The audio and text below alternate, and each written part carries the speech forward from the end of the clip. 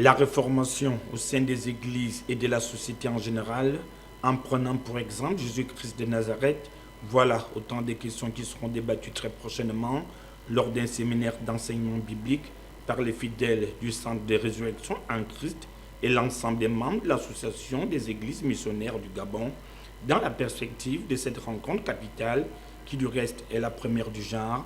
Nous sommes allés à la rencontre des leaders en formation de cette assemblée basée au quartier Plénoriti. L'une d'elles dévoile ici le chronogramme des activités qui, en principe, doivent s'étaler sur 3 jours. Quand on dit réforme, on a le ré, qui est le retour à l'état initial. Donc auparavant, les choses se faisaient d'une certaine manière, comme Dieu l'avait dit, mais après, l'homme a mis des règles, a établi des règles qui n'étaient plus au bénéfice de l'homme. D'où la réaction de Jésus. À chaque fois pour ramener l'ordre. Donc la réformation, c'est ramener l'ordre dans les choses.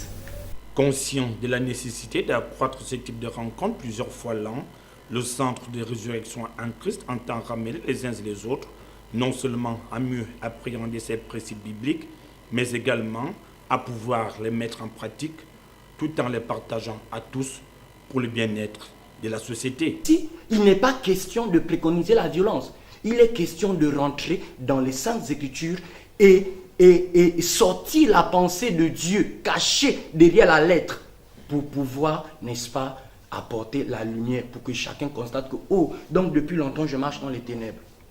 Maintenant que la lumière est arrivée, je peux d'ailleurs m'aligner dorénavant. Merci. Mener les choses à la parole de Christ. Christ dit que nul ne vient au Père sans passer par lui.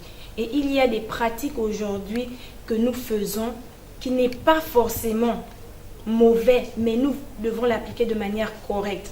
C'est pourquoi le CRC par ma voix et les leaders, nous vous invitons massivement, les hommes de Dieu, les politiciens, les gouvernants, les gens de la basse classe et même les chrétiens, nous vous invitons à prendre part à cette première édition de la réformation qui ne vise pas à un certain nombre de personnes, mais ça vise à tout l'univers, ça vise à tout le monde, ça vise aux musulmans, ça vise aux chrétiens, ça vise aux non-croyants. Hormis les enseignements, le dernier jour, quant à lui, sera consacré à la fête de moisson.